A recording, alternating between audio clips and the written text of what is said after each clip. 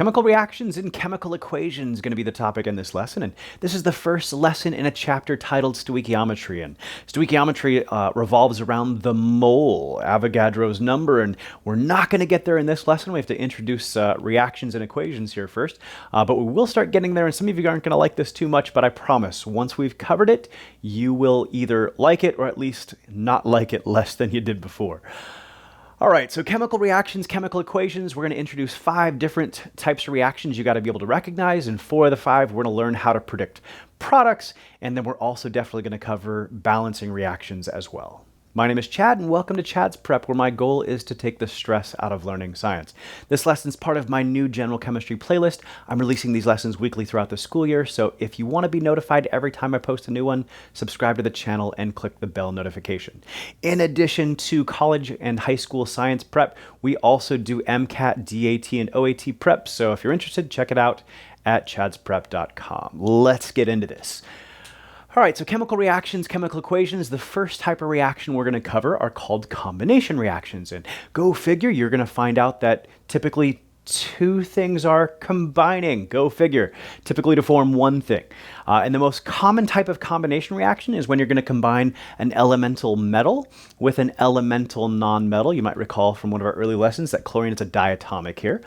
And when you mix a metal and a nonmetal in elemental forms, you're going to form an ionic compound. And so in this case, we're going to form something that's a combination of sodium and chlorine. One of the big mistakes students make here is they just look at what they combined and just, sandwich them together and go here. But what you might remember when we learned how to name ionic compounds in the last chapter is that a proper ionic compound has no overall charge. And unfortunately, this is wrong. We've done this incorrectly. So if you recall, based on where monatomic ions are located on the periodic table, as long as they're not transition metals here, or under the staircase at least, you can predict their charge. And so sodium is 1 electron beyond the previous noble gas. And so as an ion, it's typically going to take a +1 charge.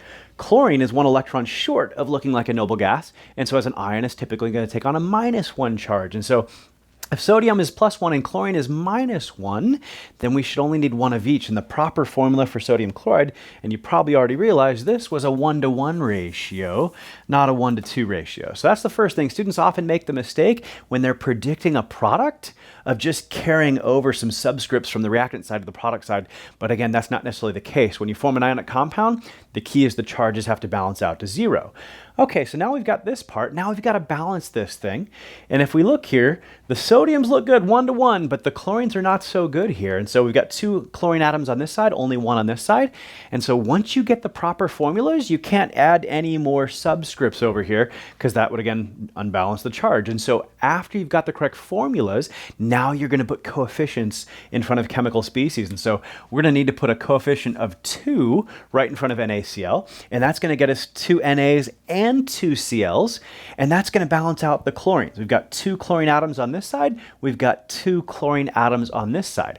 But even though the chlorines are now balanced, now the sodiums aren't, because now we've got 2 sodium atoms on this side, we've only got 1 on this side, and so we're also going to have to put a 2 right here. And this is the balanced combination reaction. And again, you can recognize this as a combination reaction because you've got 2 reactants and only 1 product. And so that's the hallmark of a combination reaction. You've got 2 or more reactants forming just a single product. Now, the second type of reaction we're going to look at is the exact opposite of this as far as how you recognize it. And it's called a decomposition reaction. And in a decomposition reaction, you're typically going to have a single reactant breaking up into multiple parts here. So the one I've got on the study guide here has calcium carbonate. So in this one, we don't expect you to be able to predict products usually. So I'm just going to give you the products on this one. So we're going to form some calcium oxide and some carbon dioxide gas. And it turns out most decompositions are what we call a thermal decomposition, which means they require heat. And one thing you'll find out along the way is that oftentimes we use this lovely triangle, which is the Greek letter delta, to represent heat. And so this means the application of heat here. And in this case, this is a decomposition first, and you can recognize it because we only have 1 reactant, but we have more than 1 product. So that's decomposition. Whether the heat's written in there or not, it would still be a decomposition reaction. And if we look though, what's nice is that this is completely balanced in this case. We've got one calcium, one carbon, one carbon, three oxygens, one, two, three oxygens. It's completely balanced. Don't have to add any coefficients. Now, one thing to note, and I probably should have said it right up here, is that when you don't put a coefficient in front of a reactant, it's automatically implied that there's a 1 there. All right, the next type of reaction we're looking at is called combustion, and one you're probably somewhat familiar with. It's like burning something. And the question I might ask you is, why can't you combust something on the moon? And the key is there's no atmosphere on the moon, and so there's no oxygen on the moon. And so it turns out that combustion, simply put, is the reaction of something with oxygen gas. And so, how do you put out a fire? Well, you could cover it in water.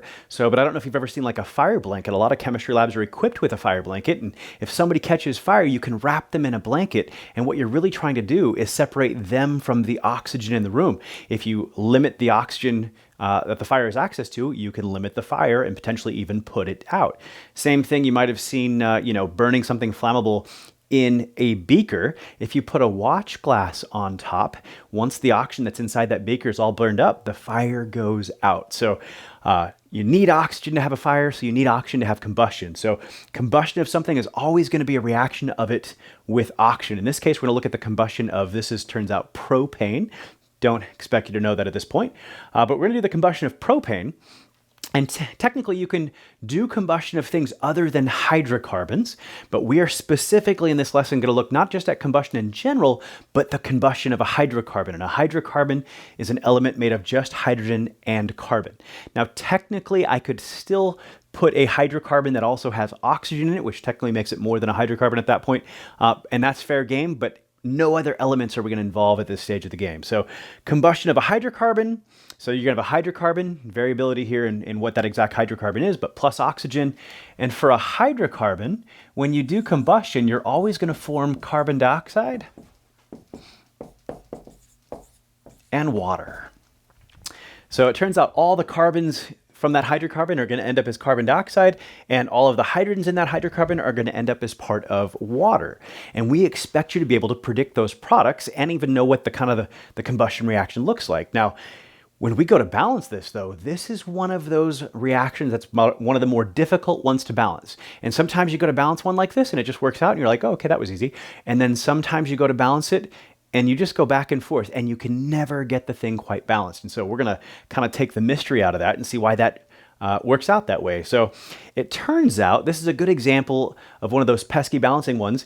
And what you want to look for when you're balancing a reaction is specifically an element that only shows up in one location on both sides of the arrow, in either one element or one compound. Well, we have an element here and then the rest of these are compounds. But if we look at, say, carbon, for instance, carbon only shows up in this one reactant and in this one product. That would be a good place to start. If we look at hydrogen, hydrogen only shows up in this one reactant and this one product. That would be a good place to start.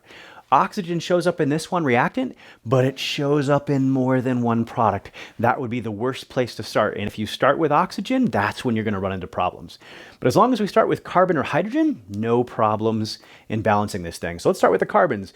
So here we've got 3 carbons. Here we've only got 1. We've already got all the proper formulas, so we can't change any subscripts from here. We can only put coefficients in. And so to get it so that I've got 3 carbons on this side as well, I've got to put a 3 right here. So, and once again, we don't want to balance oxygen yet. We want to save that for the end. So we'll do hydrogen next, since he only shows up in one reactant and one product. And we've got 8 hydrogens on this side. We've only got 2 on this side.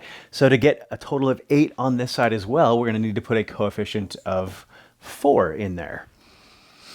And what's nice is now we're at a point where we can deal with those oxygens because we've already set the coefficients for these 2. So that also sets the total number of oxygens as fixed, and then we can balance it by putting a coefficient over here. So in this case, 3 times 2, we have 6 oxygen atoms here. 4 times 1 is another 4 oxygen atoms for a grand total of 10 oxygen atoms. To get a total of 10 on this side, we're going to need 5 O2s. And this is the balanced reaction for the combustion of propane. And again, you should recognize it as combustion of a hydrocarbon because, again, it's hydrocarbon plus O2. And again, your products are going to be CO2 and water every time, at least in the context you guys see it. Cool, so that's combustion. We might expect you to be able to predict the products or even predict everything but the hydrocarbon. After the hydrocarbon, these three other species are all fixed. Oxygen's always the other reactant, and CO2 and water are always the products in the combustion of a hydrocarbon.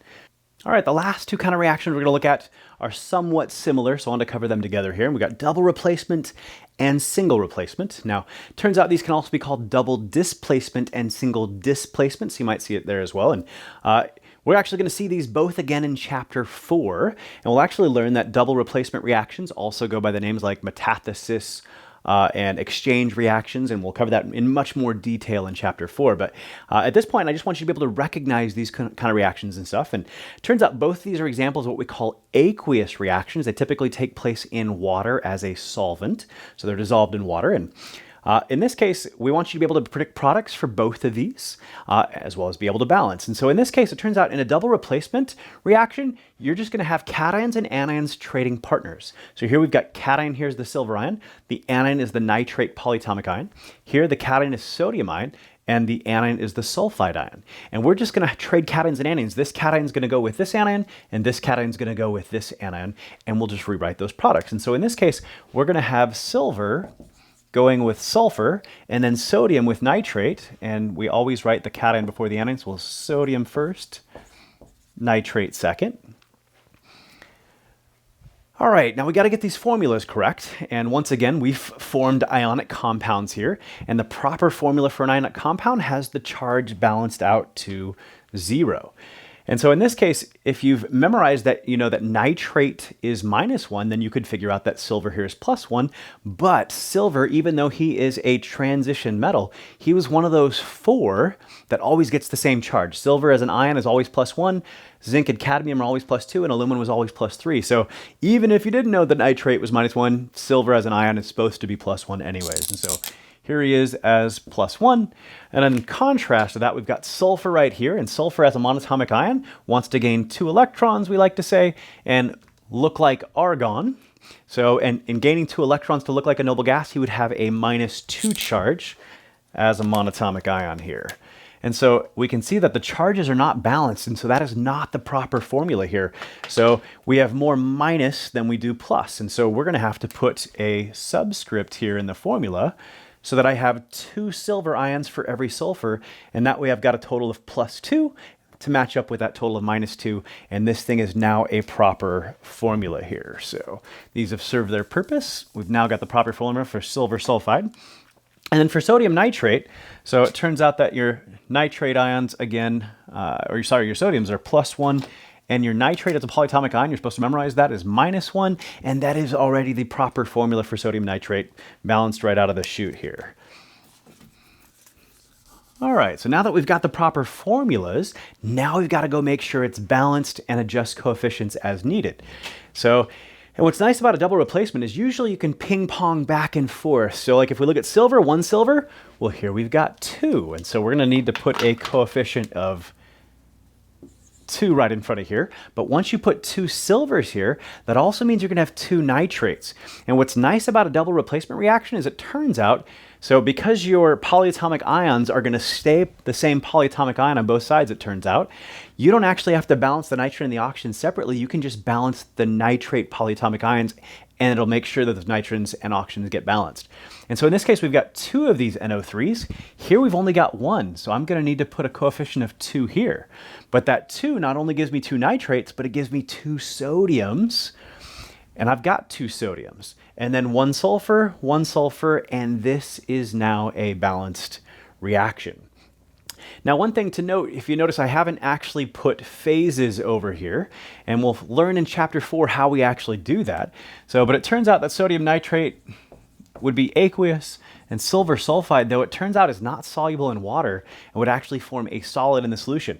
And I don't expect you to be able to predict that now, but what we're going to give you in chapter 4 are what are going to be called solubility rules, and they're rules that you can most of the time look up. Every once in a while, the professor makes students memorize them, but they will allow you to predict whether or not something is soluble. And when it's soluble, we say it's aqueous. It'll exist as dissolved in the water. But when it's insoluble, it will not be dissolved, and so it'll be a solid that'll usually settle onto the bottom of your beaker or what have you. Cool. So those are double replacement reactions, and now we've learned how to predict the products and balance them. We'll find out in chapter 4 that there are really 3 major types of these double replacements. So we'll even learn that within this one type of reaction, there's multiple subtypes, if you will. So single replacement reactions, these are often reactions that take place in water as well. So, and in this case, they're also what we call a type of oxidation reduction reaction, or a redox reaction for short. And so we're covering 5 types of reactions in this chapter. It's not an exhaustive list. There are other types, and there are also different ways of classifying reactions. And so it turns out that this is an example of what we call an oxidation reduction reaction, but it also turns out that so was combustion. And we're not going to cover oxidation reduction reactions in this particular lesson or even in this chapter, but we will cover them in chapter 4 when we revisit single replacement reactions again as well. But for now, we just want you to be able to predict products, and in a single replacement reaction, instead of having cations and anions trading partners, you're going to have whoever's starting off alone replacing somebody in another compound. And so in this case, I like to think of copper and chloride. They're hanging out, they're together, they're a couple, and zinc's all alone, and zinc's like, I could be a cation instead of you, copper, and I could be with chlorine. And that's exactly what we're going to write here. So we're going to have zinc combining with chlorine, and that's going to leave copper all alone. And in this case, again, if you recall, cadmium and zinc were ions that you're supposed to memorize that always are +2 as ions. And so if zinc is +2 and chlorine's only -1, well, then I'm going to need another chlorine to make that balanced out as well. And again, don't just see, well, there's 2 here, so there's got to be 2 here. That's not always true. Cool, and it turns out that the zinc chloride here would be aqueous, but the copper is now all alone. And when zinc's all alone, zinc metal. When copper's all alone, that's copper metal, and copper metal is a solid at room temp. So we'd put a solid there. And in this case, we go to balance this, and we'll find out that actually it is already balanced. We have 1 zinc and 1 zinc. We have 1 copper, 2 chlorines, 2 chlorines, and this one was not so bad. These can get a little bit complicated and stuff like this when we get to bigger redox, but for single replacement, they usually end up being pretty simplistic to balance just like this. Cool, and that is all 5 types of reactions. And again, we're not going into crazy detail just yet, but it turns out we're going to reference some of these in the later lessons here in chapter 3. So that's why they, one of the big reasons they had to get brought up now. But like I said, these last 2, we're going to discuss them again in greater detail in chapter 4. Now, if you found this helpful, would you consider giving me a like and a share? Best thing you can do to make sure YouTube shows this lesson with other students as well. And if you've got questions on chemical reactions or balancing chemical equations, feel free to leave them in the comment section below. And if you are looking for practice problems for your general chemistry course, if you're looking for, quizzes and chapter tests and practice final exams and final exam rapid reviews for general chemistry, then check out my general chemistry master course at chadsprep.com. I'll leave a link in the description. A free trial is available. Happy studying.